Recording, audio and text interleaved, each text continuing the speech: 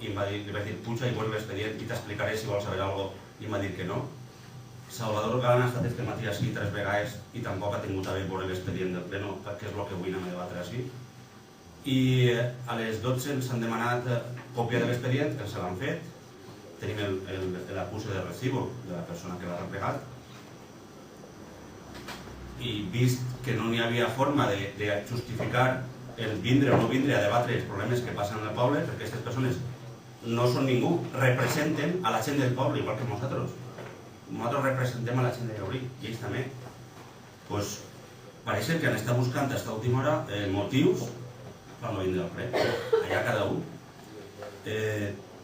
Vull dir, quin és el motiu que han al·legat? El motiu que han al·legat és que impugnen el decret de convocatòria del ple perquè no han resolt, o perquè no m'ha inclòs en l'ordre del dia, el resoldre una al·legació que es va fer a una modificació del pressupost del ple passat. És una justificació un poc peregrina, però encara que fos així, estem en el ple i jo puc incloure això en l'ordre del dia i es podia debatre, per tant. Explicació peregrina, i de fet ho vaig a fer. Estan fora de plaç i tot, però no tenim cap de tot. Per tant, seguint el pleno, crec que més important que ha tingut este poble en molt de temps, com a alcalde estic un poc despagat de veure que hi ha gent que li importa 3 pitos al seu poble. Fa 9 anys, este pleno ja se va produir així. Ja va n'hi haver així un alcalde que portà una solució o una solució als problemes i els mateixos que avui no han vingut ja feien el mateix. Entre ells no s'aclariren i així es queda el poble. Per mi és un orgull poder portar avui i per l'equip de govern intentar portar una solució als nostres problemes després de tants anys i després de tot l'estiu que ens han pegat treballant com a burros sense disfrutar de l'estiu ni de res. Crec que el que fa el ridícul o el que vol desqualificar-se bé, com estem segurs del que estem fent i com estem complint estrictament la llei, estrictament, us ho puc assegurar, anem a donar començament al ple. El primer punt és l'aprovació de l'acte de la sessió anterior. Teniu modificacions? Vots a favor de l'aprovació de l'acte?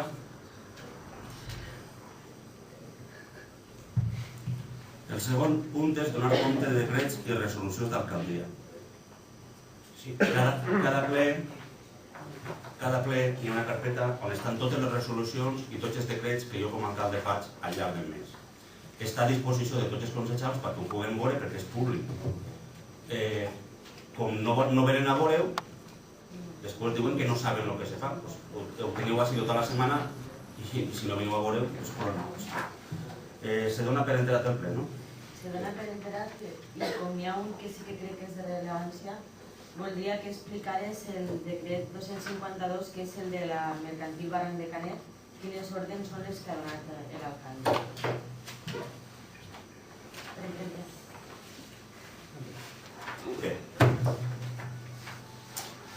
Este és un decret.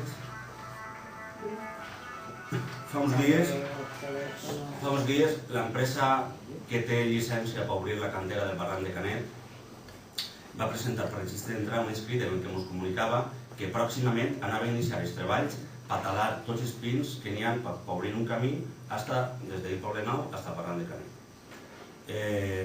I cosa que ens comunicava als efectes oportuns. Jo com a alcalde, atenent als informes, vaig cridar a Seprona, vaig enviar a la Guàrdia Civil a Idalta que ho veguera, vaig cridar al Forestal, vaig demanar els informes que calen i atenent a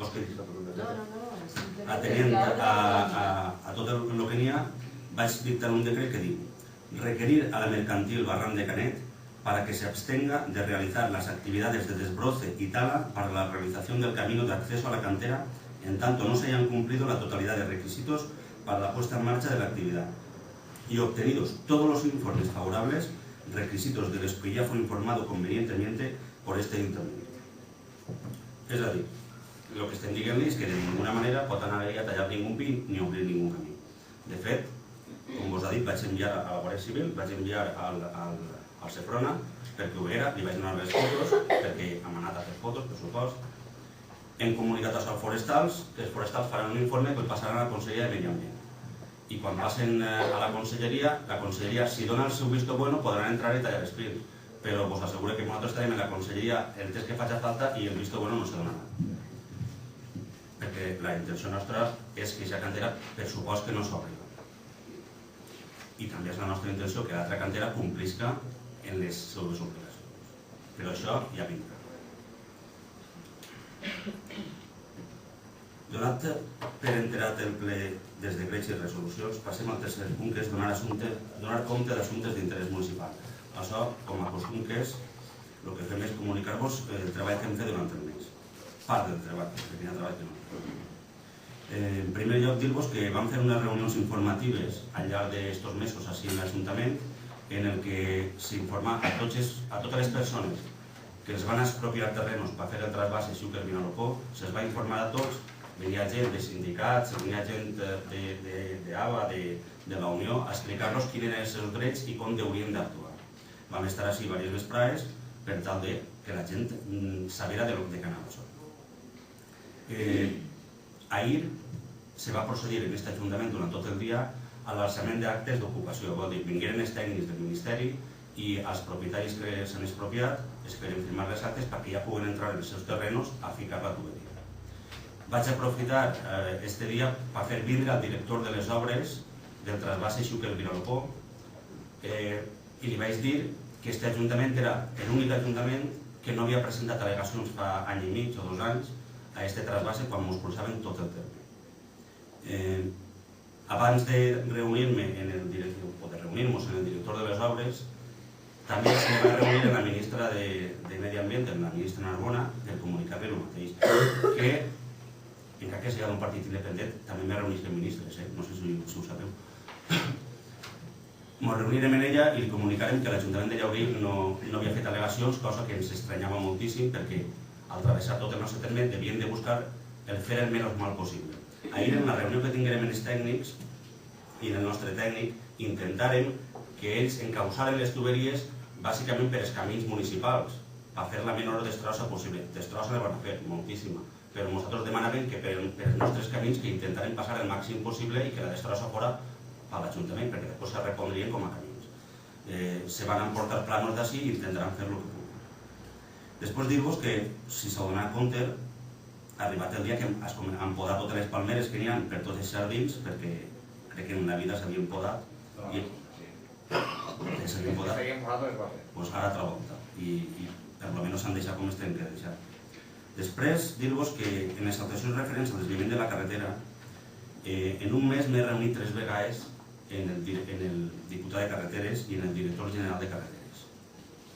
A més, com a alcalde, es vaig enviar un fax tant al president de la Diputació, tant al president de la Generalitat, per supost, i al diputat de carreteres, en el que s'explicava clarament què és el que passava en el poble i què és el que anava a passar si ells no feien el que tenen que fer, que és deixar-se de tonteries i ficar-se a treballar i a fer-nos la circunvalació.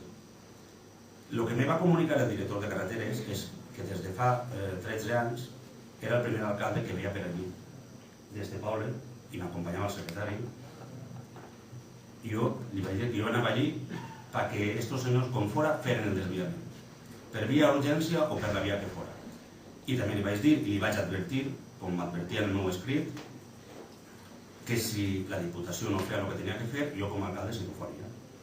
I en tot això coincidir que els veïns s'han apartat, nosaltres estem recolzant-los al 100%, estem anant a totes les concentracions, que els apoyem en tot, encara que alguns diuen que nosaltres tenim alguna cosa que veure en la cantera, no tenim res que veure en la cantera, tingueu clar, i si tinguem que veure, en vez d'estar en la manifestació, estaríem així